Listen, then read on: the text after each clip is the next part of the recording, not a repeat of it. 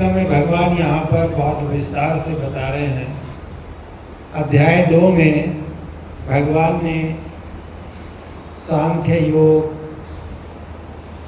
सकाम कर्म योग, निष्काम कर्म योग, बुद्धि योग, सबका वर्णन किया संक्षेप में। और उसको सुनने के उपरांत अर्जुन कुछ भ्रमित हो गए और कंफ्यूज हो गए कि युद्ध, एक तरफ तो कह रहे हैं कि त्यागना चाहिए सब, और दूसरी तरफ कह रहे हैं कि इतना गर्हित कार्य करना चाहिए युद्ध जैसा। तो समझ नहीं पा रहे कि किस कार्य को करना चाहिए और किस कार्य को नहीं करना चाहिए। हमारे जीवन में हमको हर समय कुछ ना कुछ करना होता है, हर समय। कभी बच्चे खेल रहे हैं, दूसरा व्यक्ति कोई भक्त है उनको चुप करा रहे हैं, उनकी चीज़ है हम खेलेंगे, क्योंकि उनको नहीं पता कि अभी यहाँ क्या कार्य चल रहा है। ये उनकी बुद्धि से परे है।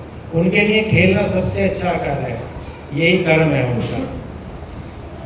लेकिन वास्तविकता में ये कर्म नहीं है। इस कर्म के लिए नहीं कह रहे। भगवान ने कहीं गीता में नहीं कहा खेलो कूदो मौज करो। तो भगवान क्या कह रहे हैं कि खेलो भी तो मेरे लिए खेलो, जो भी कार्य करो मेरे लिए करो। भगवान भी खेलते थे ना, और उनके साथ बाल भी खेलते थे।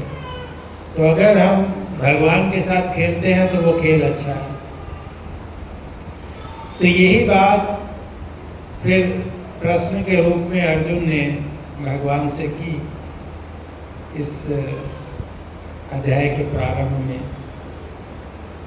और भगवान ने फिर उसका उत्तर देना प्रारंभ किया। तो भगवान ने पहले कर्म के विषय में बताया, कर्म कांड के विषय में बताया। अभी ये श्लोक संख्या 17 से ही हो गया, 17 से और शायद 35 या 36 तक ये निष्काम कर्म के विषय में बताएंगे।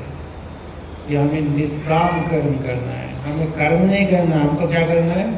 निष्काम कर्म करना है। और प्रभुपाद उसको बोलते हैं, निष्काम भी नहीं बोलते, वो कहते हैं कृष्ण भावना भावित कर्म करना है। कैसा कर्म करना है? कृष्ण भावना भावित। तो कृष्ण भावना भावित कैसे होगा? वो कोई कलर है बाल्टी में भरेंगे और अपने कर्म को उसमें डुबाएंगे, वो कृष्ण भावना भावित हो जाएगा। जैसे हम कहते हैं भाई ये हरा कर दो, इसको पीला कर दो, इसको लाल कर दो, तो इससे वो वैसा बन जाएगा। तो ऐसा नहीं है, अपनी भावनाओं को हमें बदलना पड़ेगा। हमारी भावनाएं हमारे बस में नहीं है अभी,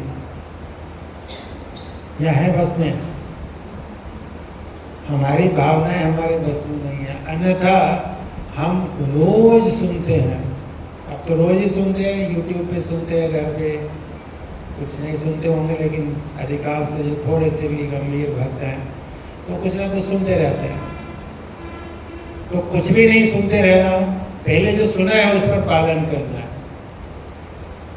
पहले जो सुना है उसका पालन करना है। तो यहाँ पर बहुत ही महत्वपूर्ण बात, सबसे पहला शब्द प्रभुपाद यहाँ पर तात्पर्य में कह रहे हैं, स्वरूप सिद्ध व्यक्ति को। ये साधारण व्यक्ति की बात ही नहीं हो रही। किसकी बात हो रही है? स्वरूप सिद्ध। हम अपना रूप तो रोज देखते हैं, है ना, शीशे में रोज रूप देखते हैं अपना, लेकिन वास्तविकता में हम अपना रूप नहीं देख पाते। तो स्वरूप सिद्ध क्या है? स्वरूप सिद्ध का अर्थ है कि जिसने अपना रूप देख लिया हो और अपने रूप को पहचानने लगा और उस रूप को के अनुसार वो कार्य करने लगा, ये स्वरूप सिद्ध है। तो हमको अपना रूप नहीं दिखाई देता अभी, किस किस को दिखाई देता है? तो स्वरूप से हमको अपना स्वरूप कैसे दिखाई देगा? कितना भी अच्छा शीशा ले आओ नहीं दिखाई देगा। कैसे दिखाई देगा? शास्त्र की दृष्टि से दिखाई देगा।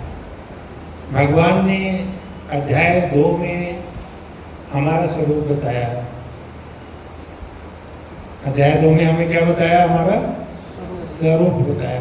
क्या स्वरूप बताया है?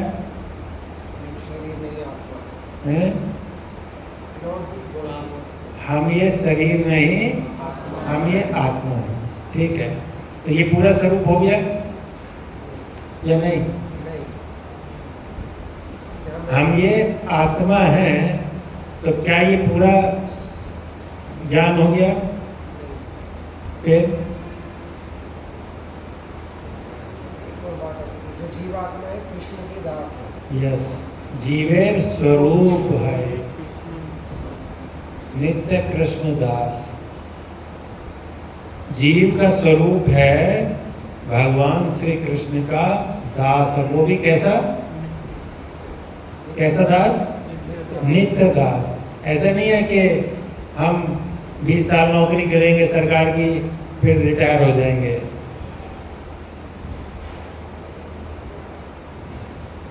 यहाँ पर नौकरी करते हैं तो क्या होता है, कुछ समय बाद छोड़ देते हैं, छोड़नी पड़ती है, रिटायर कर देते हैं, नौकरी वाले निकाल देते हैं कि बूढ़े हो गए जाओ। होता है? ऐसा नहीं होता। कितनी मेहनत करते हैं हम, बचपन से लेकर एक नौकरी पाने के लिए प्रयास करते हैं, लाखों क्या अब तो करोड़ों रुपया खर्च करते हैं। करोड़ों रुपया खर्च करते हैं एक नौकरी पाने के लिए, और वो नौकरी कितने समय मिलती है? 20 साल, 30 साल। कोई 30 साल की उम्र में लग गया तो 30 साल हो गए, कोई 25 में लग गया तो 35 हो गए, 60 में तो रिटायर कर ही देते हैं।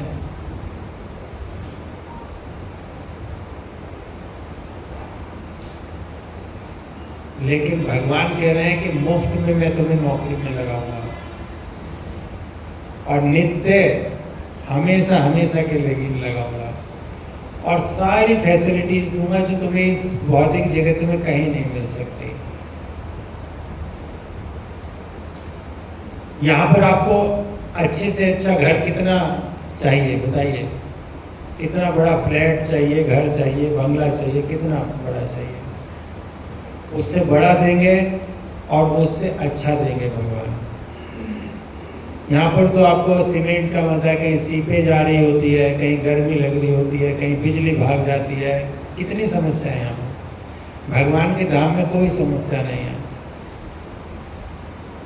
भगवान सब कुछ देने के लिए तैयार है हमें, सब कुछ देने के लिए तैयार है। कोई ऐसी सुविधा नहीं है इस संसार में जो भगवान के धाम में नहीं है। भगवान के यहाँ क्यों कमी होगी? अगर उनके यहाँ भी कमी है तो फिर वो भगवान कैसे हैं? वहां कोई कमी नहीं है। तो हमें भगवान की दासता स्वीकार जो कर लेता है, जो ये समझ जाता है कि मैं ये शरीर नहीं, मैं आत्मा हूँ और मैं भगवान श्री कृष्ण का नित्य दास हूँ, तो मेरे को वो दासता करनी है, मेरे को नौकरी करनी है उनकी। जैसे मंदिर में आकर सब सेवा हम कर रहे हैं, तो ये क्या है? भगवान की नौकरी में संलग्न होने का या उनके परमानेंट नौकर बनने का अभी क्या चल रहा है? ट्रेनिंग चल रहा है। जैसे आप फौज में जाएंगे तो फौज में या कहीं पर भी, तो उसमें वो आपको रिक्रूट कर लेते हैं कि ठीक है हमने आपको सेलेक्ट कर लिया। लेकिन ऐसा नहीं है सेलेक्ट करते ही आपको बोला कि जाओ और लड़ने के लिए बॉर्डर पे, नहीं। पहले क्या होगा? ट्रेनिंग होगी।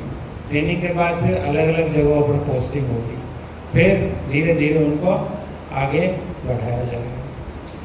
तो ऐसे ही भक्ति में भी भले ही हमको ये पता हो कि हम आत्मा हैं, भले ही हमें पता हो हम भगवान श्री कृष्ण के दास हैं, लेकिन अभी हमारी स्थिति ऐसी नहीं है कि हम भगवान की सेवा में प्रत्यक्ष रूप से लग सकें।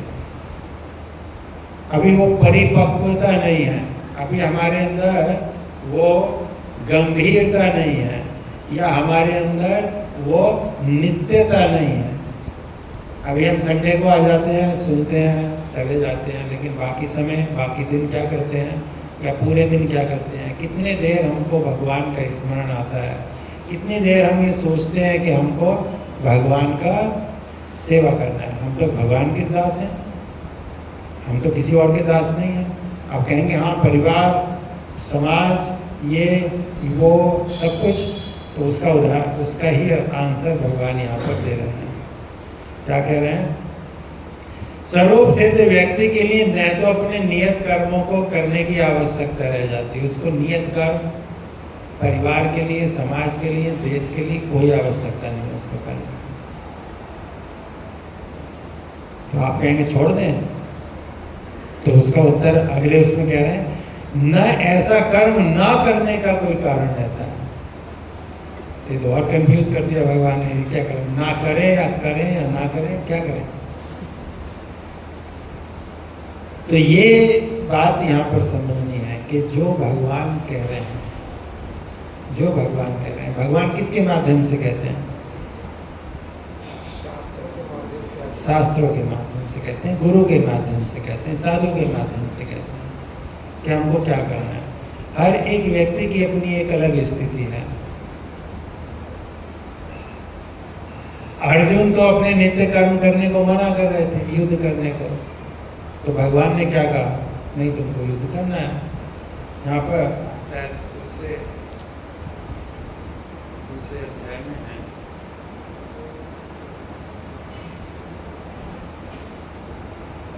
हाँ, दूसरे अध्याय में 49वें श्लोक कहते हैं, दूरेण ही अवरम कर्म बुद्धि योगात धनंजय। कहते हैं कि भक्ति के द्वारा समस्त गर्हित कर्मों से दूर रहो। गर्हित कर्म, तो भगवान के इस स्टेटमेंट के बाद अर्जुन कहते हैं युद्ध से ज्यादा गर्हित कार्य कौन सा होगा? इतने लोगों को मारा ही तो जाएगा, उसमें तो बस केवल मारना है। अगर अभी किसी के हाथ को भी आप काटें तो क्या अच्छा माना जाएगा? और वो भी अपने के ही। तो वहां पर तो करोड़ों करोड़ लोगों को मारना, बस केवल एक ही उद्देश्य है, मारना और कुछ नहीं करना। सुबह होते ही मारना शुरू करना है सबको, जितने मारे जाए उतना अच्छा है। तो इससे ज्यादा गरीब कार्य क्या होगा? तो कह रहे हैं कि एक तरफ तो कह रहे हैं कि गरीब कार्य मत करो, एक तरफ कह रहे हैं कि गरीब कार्य करो। तो ये कंफ्यूजन हमारे साथ भी होता है, हम समझ नहीं पाते हम क्या करें और क्या ना करें। हम इस्कॉन ज्वाइन करें या ना करें, हम चाहे छोड़ें या ना छोड़ें, हम मंदिर आए या ना आए, हम सेवा करें या ना करें, दीक्षा लें या ना लें, ऐसे ये तो छोटे छोटे प्रश्न हैं। फिर इसके उपरांत घर वालों से परेशानी होती है, तो घर वालों की सुने या मंदिर वालों की सुने, अनेक प्रश्न आते हैं। तो कह रहे हैं ये उसी के लिए है कि जो स्वरूप सिद्ध होना चाहता है, भगवान का सेवक बनना चाहता है, उसके लिए ये है। जिसको माया चाहिए, जिसको संसार का सुख चाहिए, उसके लिए नहीं है ये ज्ञान, उसके लिए ज्ञान नहीं है। वो तो फिर ही है भगवान की तरफ से कि तुम्हें जितनी मौज लेनी है संसार में लो। जब इस मौज को लेते लेते थक जाओ, जैसे वो कहते हैं ना अमोघ लीला प्रभु, मजा मजा मजा करते करते क्या हो जाती है वो? सजा सजा सजा। कि हम सोचते हैं कि मजा ले रहे हैं हम, लेकिन वास्तविकता में हम सजा भोग रहे होते हैं। अब इतनी गर्मी में सब लोग रह रहे हैं, कितना सुख है, गर्मी का आनंद ले रहे हैं, आनंद आ रहा है ना? तो ये सजा है, खाली सजा ऐसा नहीं है कि किसी को कोड़े पड़ेंगे वही सजा होती है, ये कोड़े ही तो हैं। हमें इतनी गर्मी में, फिर सर्दी में तरह तरह से जीवन जीना पड़ रहा है। खुला जीवन भी नहीं है आजकल। तो प्रभुपाद कहते थे अपार्टमेंट्स बन गए हैं तो उनको कहते थे कि कबूतर खाने हैं, कबूतर खानों में रहना पड़ रहा है, सजा। लेकिन हम उसको मज़ा समझ रहे हैं, तो हम समझ नहीं पाते कि क्या करें क्या ना करें। तो यहाँ से ये जो 17वें श्लोक है या वहाँ से भगवान ने अब ये निष्काम कर्म योग, और फिर वो 36 के बाद बताएंगे कि हम जो ये काम क्रोध लोभ मद मात्सर्य ये जो हमारी बुराइयां हैं इनसे हम बचें कैसे। तो ये बहुत महत्वपूर्ण अध्याय है। तो यहाँ पर कह रहे हैं स्वरूप सिद्ध व्यक्ति को कृष्ण भावना भावित कर्म के अतिरिक्त कुछ भी करना नहीं होता। तो इसका अर्थ ये नहीं होता कि हमें घर छोड़ना है। कृष्ण भावना भावित कर्म करने का अर्थ घर छोड़ना नहीं होता, वो पहले बता चुके हैं, वो पहले बता चुके हैं इस अध्याय में कि सन्यास का अर्थ त्याग नहीं है।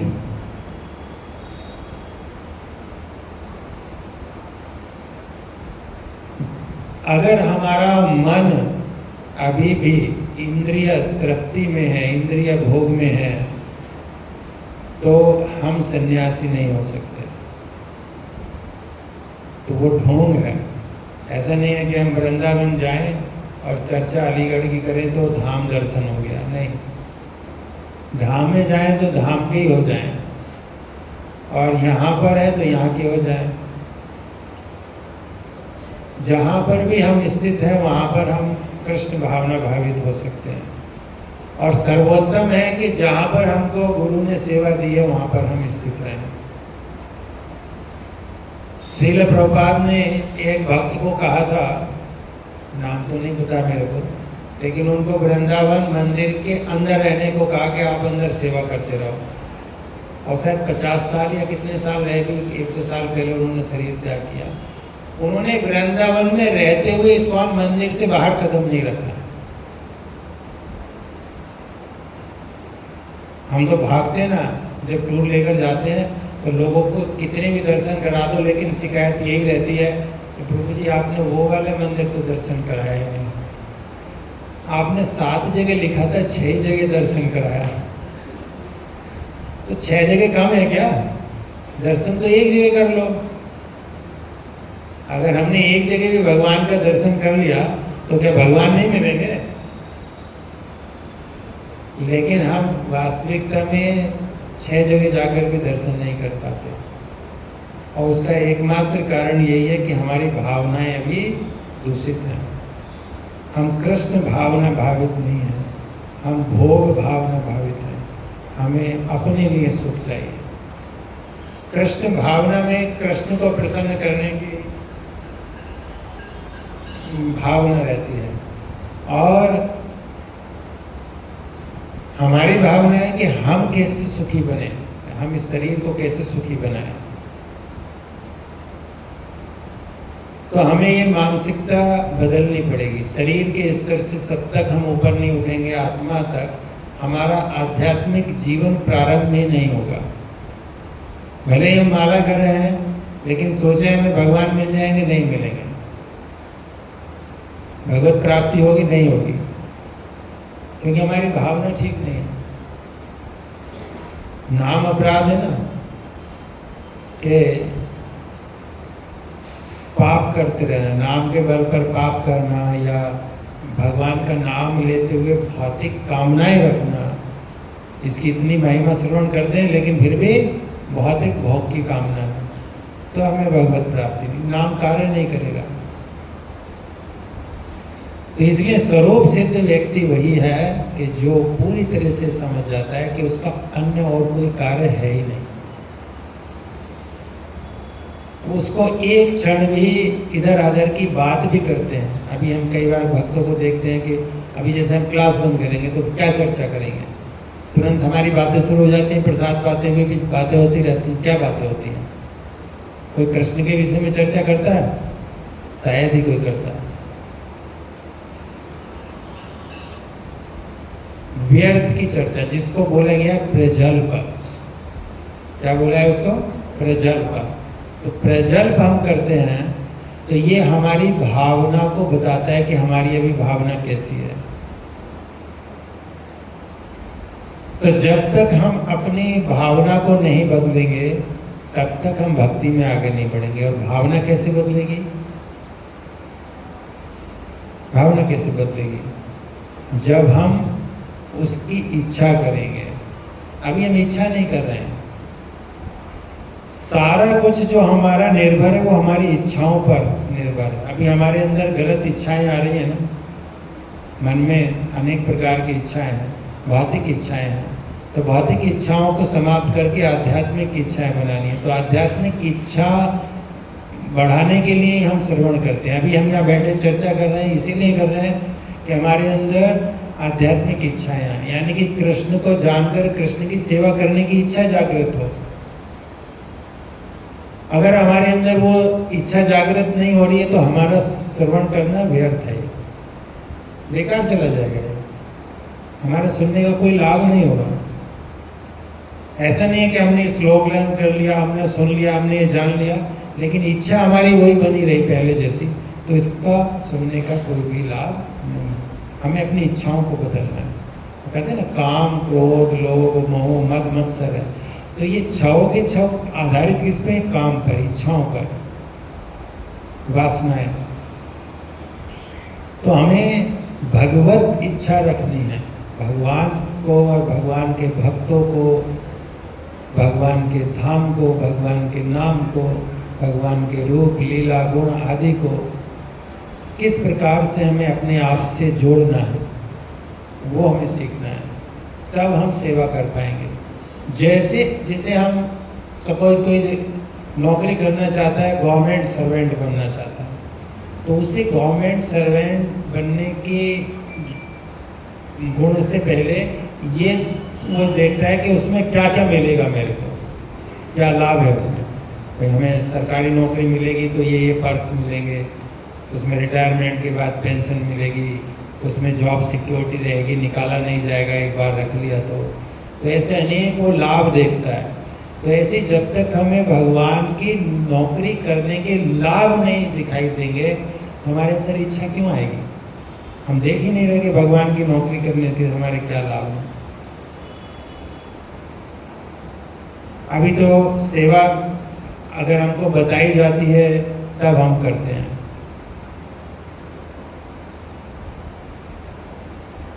कोई सरकारी या प्राइवेट कंपनी आके किसी को कान पकड़ कर तो ले नहीं जा रही, उसके पीछे पीछे तो घूम नहीं रही कि आओ नौकरी करो हमारी। लेकिन हम पहले अपने आप को योग्य बनाकर अप्लाई करते हैं, तब जाकर वो रखते हैं। तो भगवान के यहाँ भी तो ऐसा ही होगा, पहले हम अपने आप को योग्य बनाएं और फिर अप्लाई करें। बोले जो भी सेवा देने वाले हैं उनसे बोलना पड़ेगा कि हमें सेवा चाहिए, हमें सेवा चाहिए, हमें सेवा चाहिए। कई बार कहते हैं, भक्तों की शिकायत आती है कि हमें सेवा नहीं दी जाती। आपने मांगी, और मांगी तो कितने बार मांगी?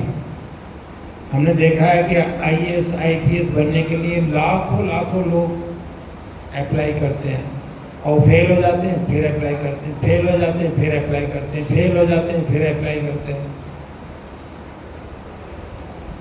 करते रहते हैं।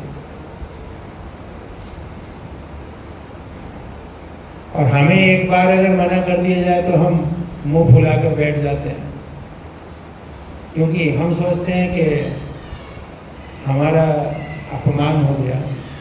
तो जब तक हम इस अहंकार की भावना से बाहर नहीं निकलेंगे, हम भक्ति में आगे नहीं बढ़ पाएंगे। तो हमें अपना ये मिथ्या अहंकार त्यागना है, एक नौकर की तरह अपने आप को प्रस्तुत करना है। तब हमें समझ आएगा कि हमारे लिए करने योग्य क्या कार्य है और क्या नहीं है। तब हमें समझ में आएगा। अर्जुन दुनिया के सबसे शक्तिशाली व्यक्ति थे, कोई उनसे जीत नहीं पाया पूरे जीवन, कोई नहीं जीत पाया। कोई एक उदाहरण भी नहीं है कि जिसने अर्जुन को हरा दिया। केवल एक उदाहरण है, जब भगवान चले गए तो उसके बाद जो जंगल में भील थे, उनसे हार गए। तो वो अलग कथा है। वो यही प्रदर्शित कर रही है कि जब तक हमारे साथ भगवान है, जब तक हमारे पास भगवान की शक्ति है, तभी तक हम कुछ कार्य कर सकते हैं। हमें जो शक्ति दे रखी है, ये परिस्थिति दे रखी है, ये शरीर दे रखा है, ये सब भगवान का दिया हुआ है, किसी और ने नहीं दिया। ये किसी ने भी नहीं दिया। ये हमारे माता पिता ने भी हमको तभी दिया है जब भगवान ने उनको ये शक्ति प्रदान की है। भगवान कह रहे हैं पिता अहम अस्य जगतो, और कहते हैं अहम बीज प्रद पिता। तो सब कुछ देने वाले भगवान ही, हमको जन्म देने वाले, हमको शरीर देने वाले, हमको शक्ति देने वाले, सब भगवान हैं। लेकिन हम उनके इस एहसान को मानते ही नहीं है।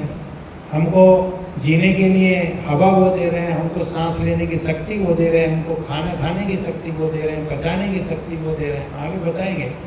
हम खाना खाते हैं, उसको पचाते भी भगवान है, हम उसको पचा तक नहीं सकते। लेकिन हम उनको भूल जाते हैं। ये हमारा सबसे बड़ा अपराध है, इसीलिए हमें दुख मिलता है, इसीलिए हम दुखी रहते हैं। तो कह रहे हैं स्वरूप सिद्ध व्यक्ति वो है जो ये जान जाता है कि सर्वस्व भगवान श्री कृष्ण है और मेरे को उनके सिवाय और किसी से कोई लेना देना नहीं है। मेरा संबंध उनसे है, शाश्वत संबंध है, शाश्वत नौकर हूँ मैं उनका। मेरे को उन्हीं की सेवा करनी है और कुछ नहीं करना मेरे को। उसी दिन से हमारे जीवन में परिवर्तन आता है, उसी दिन से हमारे जीवन में परिवर्तन आना प्रारंभ हो जाता है। देखिए, हम अनेक उदाहरण ले सकते हैं। जैसे अर्जुन का उदाहरण तो पूरी भगवत गीता में है ही कि अर्जुन ने किस प्रकार से निष्काम भाव से सेवा किया। गर्हित या अगर्हित, यानी कि बुरा या अच्छा कोई कार्य नहीं है। जो भी कार्य हम भगवान की इच्छा के अनुरूप करते हैं वही अच्छा है, उससे अलग सब बुरा है। युद्ध वहाँ पर सब कर रहे थे, लेकिन पांडव भगवान की इच्छा के अनुरूप युद्ध कर रहे थे, तो वो अच्छा हुआ और इसीलिए उनकी विजय हुई। और भी वही युद्ध कर रहे थे, वही स्थल था, वही कार्य था, लेकिन उनके लिए वो भगवान की इच्छा के अनुरूप नहीं था। कौरवों के सामने तो भगवान शांति का प्रस्ताव लेकर गए थे, लेकिन उन्होंने नहीं माना, तो इसलिए उनका अंत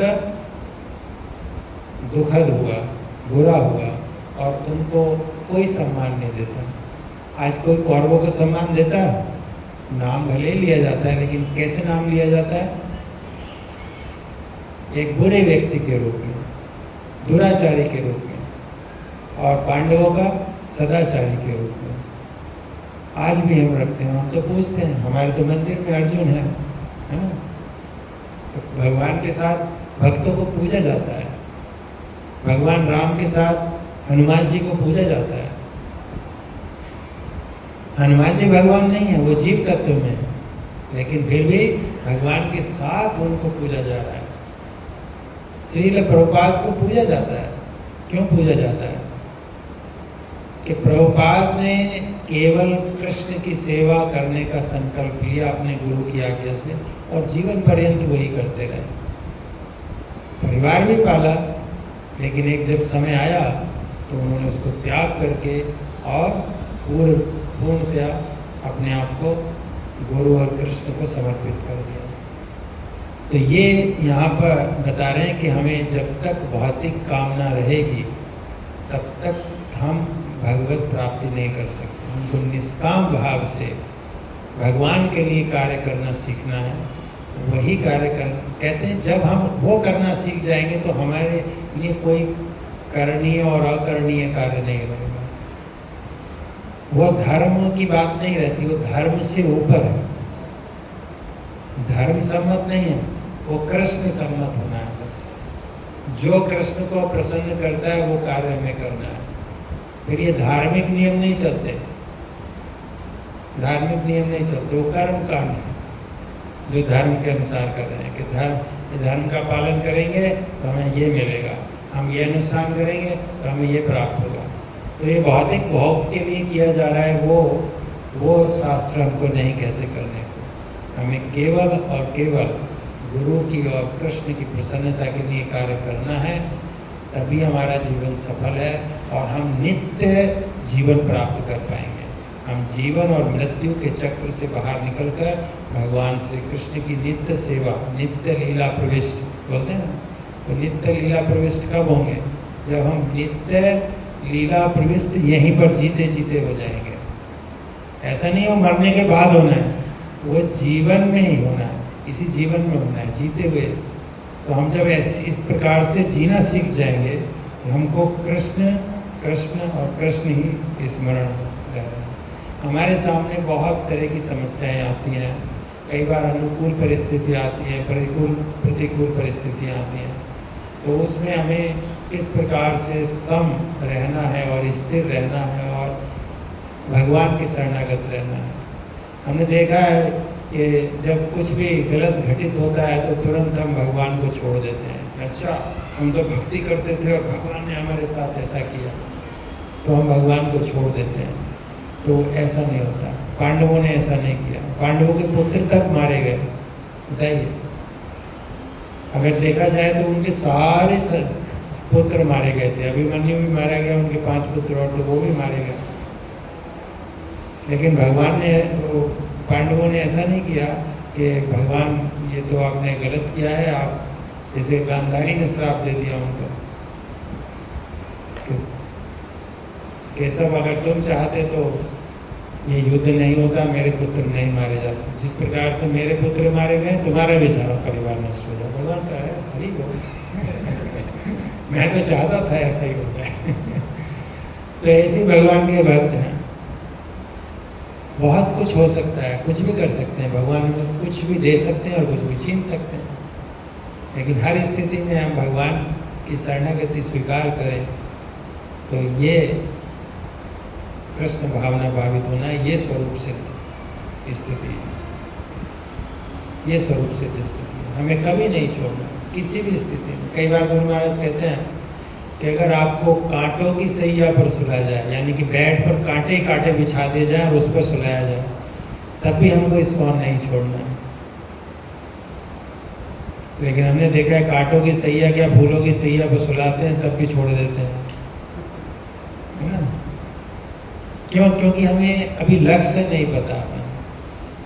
हम अपने आप को बहुत बुद्धिमान समझते हैं, अपनी बुद्धि के आगे हम गुरु की बुद्धि, भगवान की बुद्धि तक को भी छोटा समझते हैं। मिथ्या अहंकार। तो इस मिथ्या अहंकार से बाहर निकलकर हमको शरणागति स्वीकार करनी है।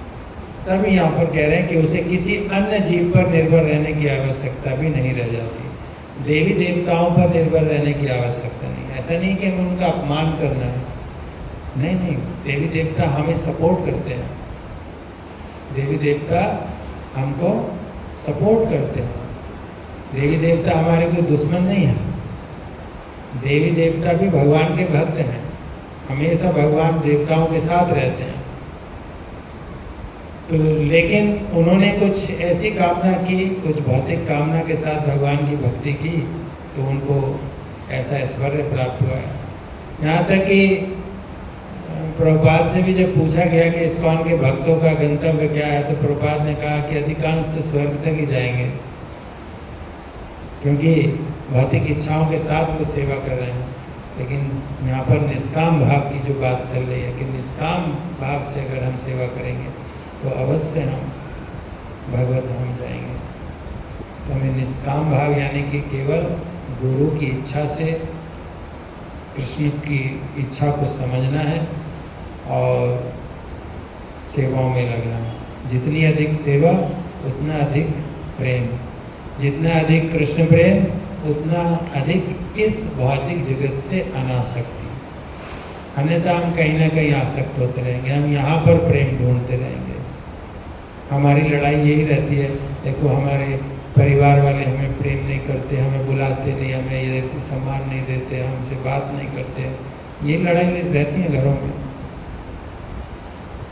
तो वो केवल इसलिए करते हैं क्योंकि हम कृष्ण से प्रेम नहीं कर रहे। जब हम कृष्ण का प्रेम पालेंगे तो किसी और से प्रेम पाने की इच्छा ही नहीं होगी, किसी और से संबंध की इच्छा नहीं होगी, या कहें तो सबसे हमारा संबंध हो जाएगा और सबसे हमको प्रेम मिलने लगेगा।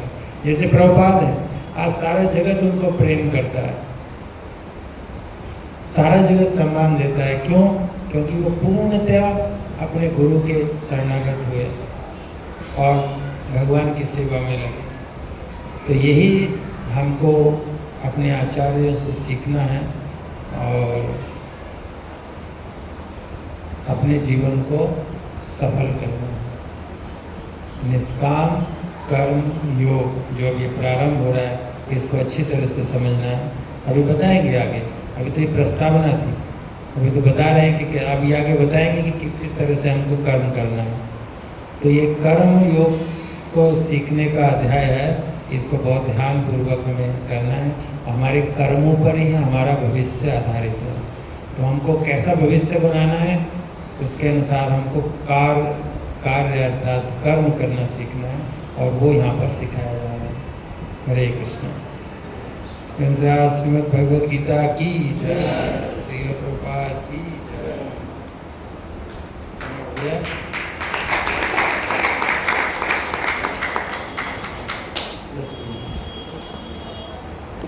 माइक किधर है?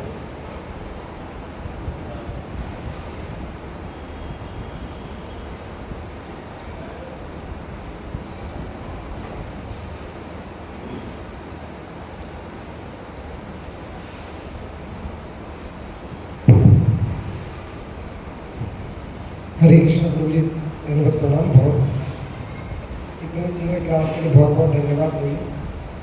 मुझे एक प्रश्न मन में आ रहा था जब क्लास में हम वो प्रसंग सुन रहे थे, जब अर्जुन हारते हैं, जब द्वारका की रानियों की रक्षा करते हुए वे हार जाते हैं। तो यहाँ कोई प्रश्न ये मन में आया था कि हम कैसे पहचाने कि हम भगवान से जुड़ने का प्रयास करते हैं, कि भगवान की स्थिति हमारे जीवन में हमसे जुड़ाव में है, मतलब भगवान हमारे जीवन में उपस्थित है।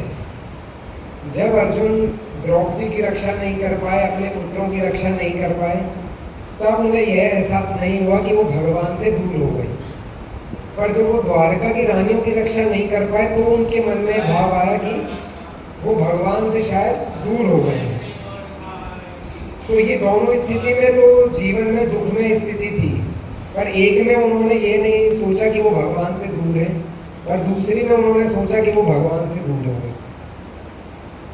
अच्छा प्रश्न, बहुत अच्छा प्रश्न। देखिए, जो पहली स्थिति थी, तो पहली स्थिति में भगवान भी इसी जगत में थे, सामने प्रत्यक्ष, और एक तरह से कह सकते हैं कि उस समय पर वो रोक क्यों नहीं पाए। उन्होंने कोई ऐसा नहीं है कि युद्ध किया, उन्होंने युद्ध नहीं किया। उस समय वो अपने भाई के वचनों से बन गए। भाई ने हार गए जुए में सब कुछ, वो दास बन गए। तो एक तरह से वो धर्म के अनुसार कार्य कर रहे थे, तो धार्मिक बंधनों में बन गए। यही तो भगवान कह रहे हैं कि धार्मिक बंधनों में नहीं बंधना है, हमको क्या करना है, हमको आध्यात्मिक बंधनों में बंधना है। धर्म से भी ऊपर है अध्यात्म। दूसरे वहां पर तो उन्होंने पूरा खुलकर युद्ध किया उनके साथ, लेकिन फिर हार गए।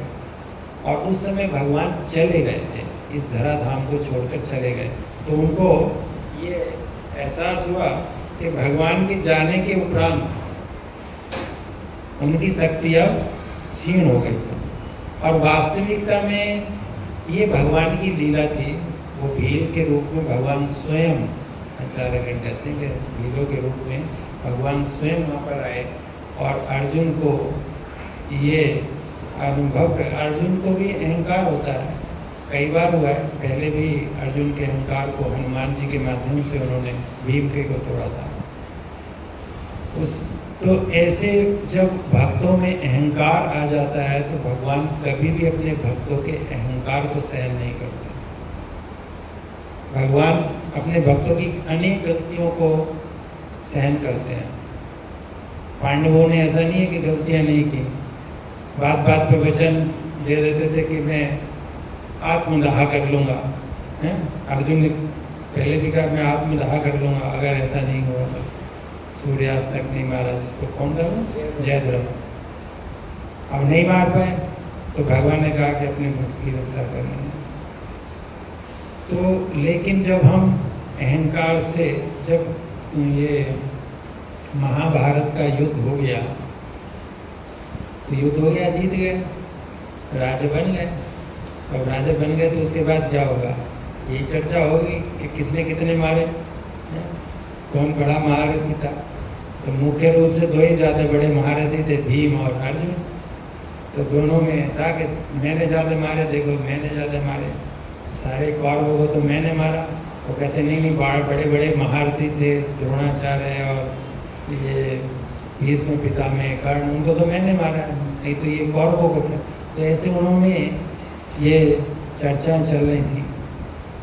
तो भगवान समझते थे कि किस कारण से इनके अंदर अहंकार, तो भगवान नहीं चाहते कि उनके भक्तों के अंदर अहंकार हो। तो युद्ध के अंत में भगवान कहाँ पर लेके गए उनको, बर्बरी के पास। बर्बरी कौन था,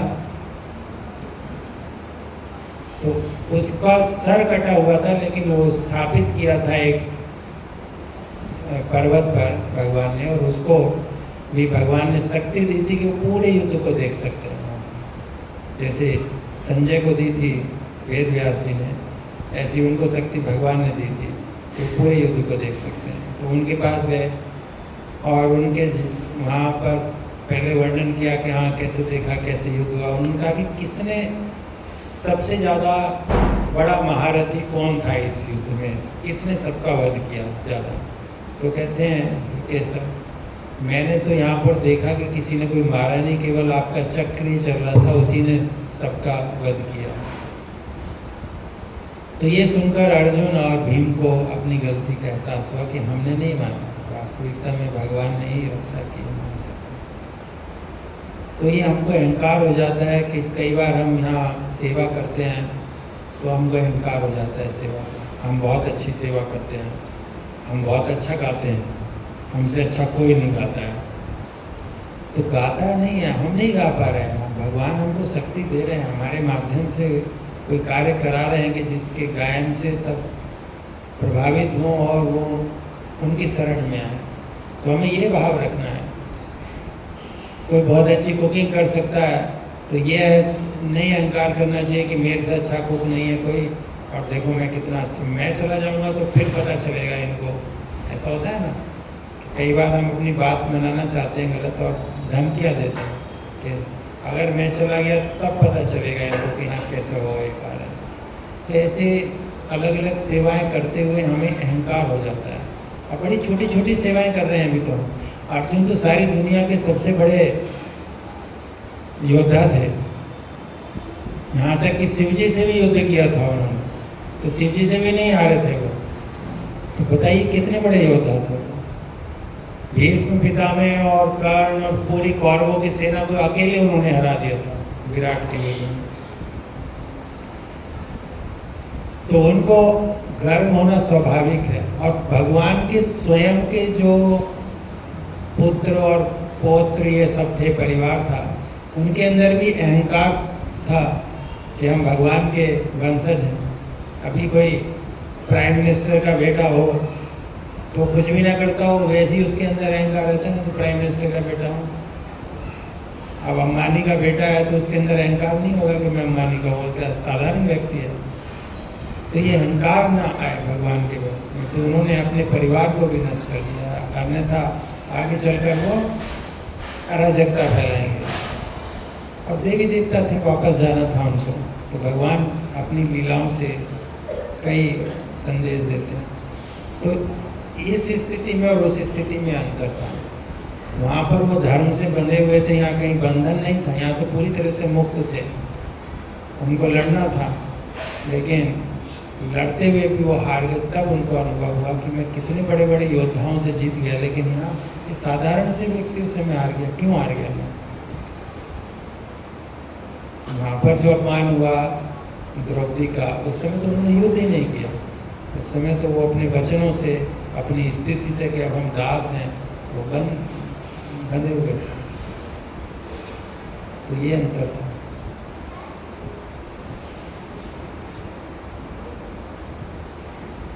इसका और कोई- हरे कृष्ण। Yes please. हरे कृष्ण प्रभु जी। जैसे कि हमें खुद से पता नहीं लगता कि हाँ हमारे अंदर अहंकार आ गया है, इसलिए हम सेवा करते जाते हैं तो हमें खुद से ही नहीं पता लगता हमारे अंदर अहंकार आ गया। जब भगवान की लाठी पड़ती तब पता लगता है। तो प्रभु जी हमें कैसे पता लगेगा कि हाँ हम सेवा करते करते अहंकारी हो गए हैं? हाँ, वही जब पिटाई होगी तो पता चलेगा। जैसे स्टूडेंट गलती करता है तो उसको दंड मिलता है, तो अहंकार का पता चलता है कि हमारे अंदर विनम्रता नहीं है तो हम अहंकारी हैं। तो विनम्र होना चाहिए, और वो हमें वो गुरु या सीनियर भक्त जो हमारे मेंटर हैं वो सब बताते हैं, लेकिन हम उनकी नहीं सुनते हैं तो वो भी एक अहंकार है। हम उनकी सुनते नहीं। ऐसा नहीं हमको बताया नहीं जाता, हमको बताया जाता है लेकिन हम मानते नहीं, और अपने मन के अनुरूप हम सेवाएं करना चाहते हैं। इसी से पता चलता है कि हम अहंकारी हैं। हमें शरणागत होना चाहिए। अर्जुन कितने महान थे, लेकिन फिर भी वो भगवान से उनका विशेष संबंध था, दोस्त थे, उनके फ्रेंड थे, और उनके जीजा भी थे। तो जीजा का तो थोड़ा पद ऊंचा हो जाता है। आज भी जगत में देखेंगे तो सारे और जीजा का। तो लेकिन वो क्या कर रहे हैं, बिल्कुल स्टार्टिंग में कह रहे हैं कि अब मैं आपके शरणागत हूँ, मैं आपका शिष्य हूँ, जो आप कहेंगे मैं वही करूँगा। वो ये नहीं कह रहे कि मैं निर्णय लूँगा, नहीं, जो आप कहेंगे वो, जो मेरे लिए श्रेष्ठकर है वो बताइए। तो ये भावना जब तक हमारे अंदर नहीं आएगी, अगर ये नहीं आ रही है तो खुद ही समझ लेना चाहिए कि हम अहंकारी हैं। अगर हमारे अंदर ये भावना नहीं आ रही कि हम किसी से पूछें हमें क्या करना चाहिए, और अगर बताया जा रहा है वो नहीं कर रहे, इट मीन्स कि हम अहंकारी हैं। कोई सेवा लेकर देख लो, अगर आपको अपना टेस्ट करना है तो सेवा लेकर देख लो सीनियर से कि हम कौन सी सेवा करें, और जो कहें वो हमारा मन कर रहा है ठीक से करने का तो ठीक है, और अगर हमारा मन कर रहा है ना करें तो हमें अहंकार है। सिंपल से टेस्ट कर लो। Thank you. कोई बड़ी बात नहीं है। प्रभु जी मेरा एक और क्वेश्चन था कि मैंने एक वृंदावन के डिवोटी से सुना था कि उन्होंने बोला था कि अगर कोई भक्त दीक्षित है और वो दीक्षा लेने के बाद भी नालायकी दिखा रहा है कि माला नहीं करना, सेवा नहीं करना, गुरु की बात नहीं मानना, तो अगर इस जन्म में नहीं तो लास्ट 3 जन्मों में तो वो भगवत धाम पहुंच ही जाएगा। अगर वो नालायकी भी कर रहा है उसको गुरु ले जाते हैं। तो प्रभु जी ये बात क्या सही है? अगर कोई दीक्षा के बाद सेवा वगैरह छोड़ दे तो फिर भी उसे भगवत धाम प्राप्ति हो जाएगी? नहीं, मैंने तो कहीं ऐसा नहीं सुना, पता नहीं आपने कहाँ से सुना है। अगर कोई नालायक होगा तो कैसे ले जाएंगे? गुरु की अपनी एक अलग शक्ति है, वो किसी को ले जाना चाहें तो ले जा सकते हैं, लेकिन कैसे लेकर जाएंगे? अगर कोई गुरु को छोड़ देता है, उनकी आज्ञा को छोड़ देता है, आज्ञा छोड़ना मतलब गुरु को त्यागना। अगर हम गुरु आज्ञा का पालन नहीं कर रहे, इसका अर्थ होता है हम गुरु को त्याग रहे हैं। गुरु धारण करना केवल दीक्षा लेना नहीं होता। दीक्षा लेना यही है कि हम उस समय वचन दे रहे हैं कि अब जो भी गुरु कहेंगे वो हम करेंगे, और अगर ऐसा नहीं कर रहे हैं तो गुरु क्यों लेकर जाएंगे? हालांकि ये है कि गुरु जब तक कोई शिष्य नहीं जाता तब तक बार बार आते हैं, लेकिन कई चीज़ें हैं इसमें, बहुत कॉम्प्लेक्स है ये चीज़ें। अगर गुरु त्याग भी सकते हैं उसको, और किसी को गुरु त्याग दें तो अनेकों जन्मों तक मनुष्य भी नहीं बनता है, उसको निम्न योनियों में रहकर आना पड़ता है। तो गुरु के साथ हमारा संबंध कैसा है, गुरु का हम कितना श्रवण कर रहे हैं, गुरु का हम कितना सेवा कर रहे हैं, बहुत सब कुछ पर आधारित होता है कि हमारा आगे जीवन कैसा होगा। भगवान कह रहे हैं उसके उपरांत भी ये है कि मेरा स्मरण आए। अब स्मरण आ जाए अब अगर एक दृष्टि से देखें तो भगवत गीता में तो भगवान कह रहे हैं कहीं गुरु का नाम नहीं ले रहे, वो कह रहे हैं अगर अंतिम समय पर मेरा स्मरण करेगा तो मेरे पास आ जाएगा। लेकिन अंतिम समय पर स्मरण कैसे होगा? क्या हमारे अंदर इतनी शक्ति है कि हम कृष्ण का स्मरण कर सकते हैं? नहीं कर सकते। ऐसे अनेक उदाहरण हैं कि जब अंतिम समय पर प्रभुपाद अपने शिष्यों को लेकर गए, अंतिम समय पर प्रभुपाद देने आए, तो गुरु हमको लेकर जाते हैं जब हम ये एक अलग बात है कि पतित से पतित पर उद्धार करने के लिए गुरु कृपालु रहते हैं, तो वो केस टू केस डिफर करता है। ऐसा नहीं है कि कोई कितना भी कुछ भी करता रहे तो ऐसे तो फिर अच्छा करने का कोई प्रश्न ही नहीं रहा, चला ही जाएंगे सब। ऐसा नहीं, ऐसा निश्चित नहीं है कि 3 जन्मों के बाद वो चला ही जाएगा कुछ भी करता रहे। Thank you so much. कहीं ऐसा है तो मेरे को बताएं कि कहीं शास्त्र में ऐसा लिखा है? मेरे को, मेरी नॉलेज में नहीं, हो सकता है मेरा ज्ञान अधूरा हो। हरे कृष्णा। क्योंकि आपने नाम लिया है, वृंदावन के भक्त ने कहा है, तो अब मैं चैलेंज तो नहीं कर सकता हूँ, लेकिन कोई आधार हो तो बताना।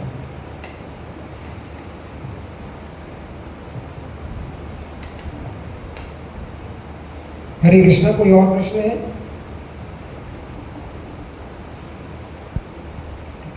हरे कृष्ण।